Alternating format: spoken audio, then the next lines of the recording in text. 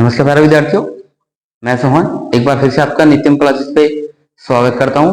तो प्यारे विद्यार्थियों, जैसे कि हमारा टॉपिक क्या चल रहा था, हमारा टॉपिक चल रहा था बीजांड यानी कि ओव्यूल्स। ओव्यूल्स के बाद यानी कि ओव्यूल्स के अंदर हमारे पास दो संरचनाएं पाई जाती हैं।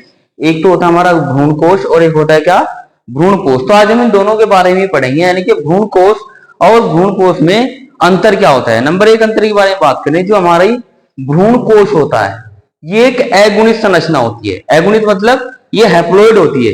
ये हैप्लॉइड क्यों होती है? क्योंकि ये क्या होती है, एक फीमेल पार्ट के अंदर ये अगुणित संरचना है, यानी कि ये एन है, इसलिए इसको क्या बोलते हैं हम, यह है अगुणित संरचना है, हैप्लॉइड है। दूसरा अंतर क्या होता है, यह है बीजांड में पाया जाता है। कल मैंने आपको बताया था इससे पहली वीडियो में कि हमारा जो बीजांड होता है, बीजांड के अंदर एक संरचना होती है जिसे हम क्या बोलते हैं, भ्रूण कोश बोलते हैं। और नंबर थर्ड बात क्या होता है, इसका निर्माण निषेचन से पूर्व होता है, यानी कि फर्टिलाइजेशन से पहले हमारे भ्रूण कोश का निर्माण होता है। फोर्थ बात, इसमें भोजन का संचय नहीं होता है। एक बात आप हमेशा ध्यान रखेंगे कि भ्रूण कोश के अंदर भोजन का संचय नहीं होता है, क्योंकि ये बीजांड के अंदर पाया जाता है और ये क्या आती है, हैप्लॉइड संरचना होती है। फिर बात क्या होती है, यह भ्रूण के विकास में सहायक होता है। भ्रूण कोश क्या काम करता है कि जब भ्रूण डेवलप होता है या जब उसका परिवर्धन होता है, जब उसका विकास होता है, तो ये भ्रूण कोश क्या करता है, उसके विकास में सहायता प्रदान करता है।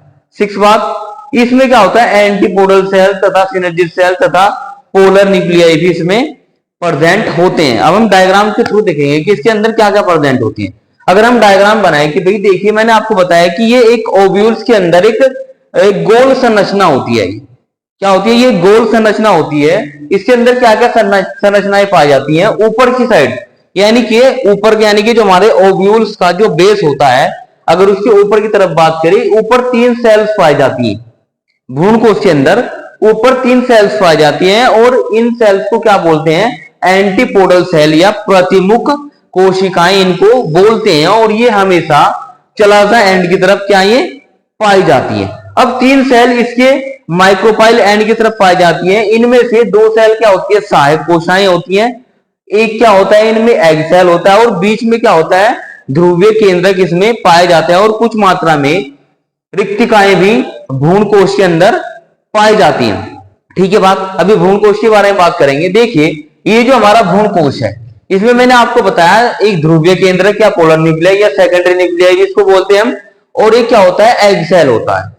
जब पराग नली किसी भी एंटर से, चाहे वो चलाजा एंड से एंटर करे, चाहे वो माइक्रोपाइल एंड से एंटर करे, चाहे वो अध्यावरण को तोड़ते हुए इस भ्रूणकोश के अंदर एंटर करे, तो एंटर करने के बाद जब मैंने आपको बताया कि पराग नली में 2 नर युग्मक प्रेजेंट होते हैं, तो उनमें से एक नर युग्मक तो एंटर फ्यूजन करता है सेकेंडरी न्यूक्लियाई या पोलर न्यूक्लियाई या ध्रुवीय केंद्रक से, जिससे किसका निर्माण होता है, भ्रूणकोश का निर्माण होता है। सेकंड जो नर युग्मक होता है वो फ्यूजन करता है एग सेल के साथ, जिससे किसका निर्माण होता है भाई, भ्रूण का निर्माण होता है। तो डबल फर्टिलाइजेशन की क्रिया के दौरान या त्रिक निषेचन के दौरान किसका निर्माण होता है भाई, भ्रूणकोश का निर्माण होता है। और ये जो भ्रूणकोश होता है ये हमारी त्रिगुणित संरचना होती है, क्योंकि डबल फर्टिलाइजेशन के बाद इस संरचना का निर्माण होता है, इसलिए ये क्या होती है, त्रिगुणित संरचना होती है। और ये क्या होती है, हमारी ये अगुणित संरचना होती है। सेकंड बात करें हम, यह बीजों में पाया जाता है। जैसे भ्रूणकोश बीजांड के अंदर उपस्थित होता है, उसी प्रकार ये जो हमारा भ्रूणकोश है ये बीज के अंदर प्रेजेंट होता है।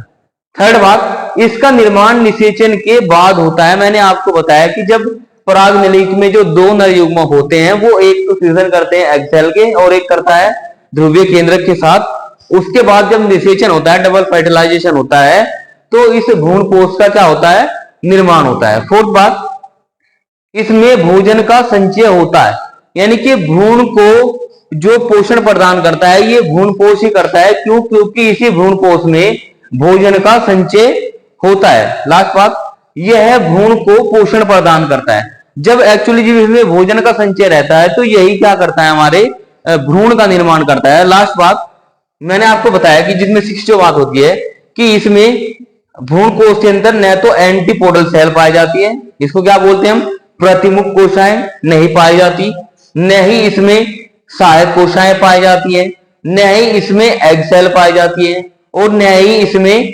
पोलर न्यूक्लियाई उपस्थित होते हैं। क्योंकि ये क्या होता है, भ्रूण निषेचन की क्रिया के बाद इसका क्या होता है, विकास होता है। एक बार फिर मैं आपको बता देता हूं, हमारा टॉपिक क्या है आज का, भ्रूण कोश और भ्रूण कोश में अंतर होता है। ठीक है, अब देखिए जो भ्रूण कोश है ये हमारी एगुनिक संरचना है। दूसरी बात, ये ओव्यूल्स के अंदर पाया जाता है।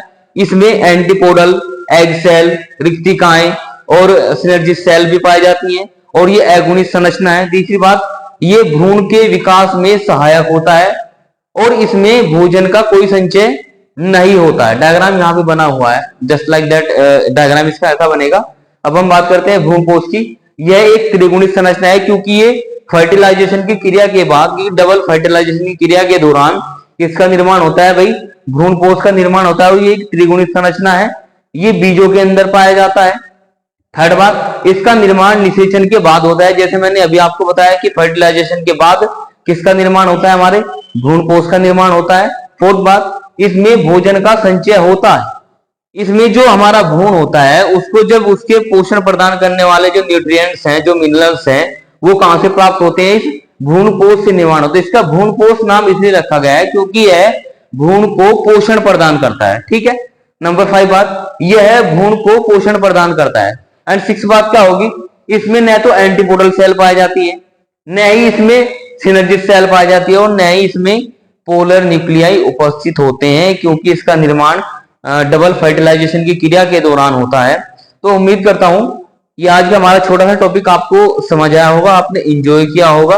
बोर्ड एग्जाम में ये बार बार पूछा जाता है, इसमें से कोई 2 पॉइंट भी पूछ सकता है या ऐसे भी पूछ सकता है। जो हमारे मल्टीपल क्वेश्चन आते हैं कि भ्रूण को पोषण देता है या कौन प्रदान करता है, तो कौन प्रदान करता है, भ्रूण कोश प्रदान करता है। दूसरी बात ये भी आ सकता है कि भ्रूण कोश कैसी संरचना है, तो भ्रूण कोश कैसी संरचना है, ये त्रिगुणित संरचना है। दूसरी बात, ये कहां पाया जाता है, ये बीजों में पाया जाता है। ऐसे हम बात करें भ्रूण कोश, आता है कि भ्रूण कोश किस प्रकार की संरचना है, तो भ्रूण कोश ये एगुनिक संरचना और ये ओव्यूल्स के अंदर पाया जाता है। तो ये जो टॉपिक है हमारे बोर्ड के एग्जाम के लिए मोस्ट इंपोर्टेंट पॉइंट है क्योंकि ये मल्टीपल क्वेश्चन में आता है, बहुविकल्पियों में भी आ सकता है। ठीक है प्यारे विद्यार्थियों, तो उम्मीद करता हूं आज के हमारा छोटा सा सेशन आपको पसंद आया होगा, आपने एंजॉय किया होगा। अगर आपको पसंद है तो लाइक कीजिए, सब्सक्राइब कीजिए और अपने दोस्तों को शेयर भी कीजिए। धन्यवाद।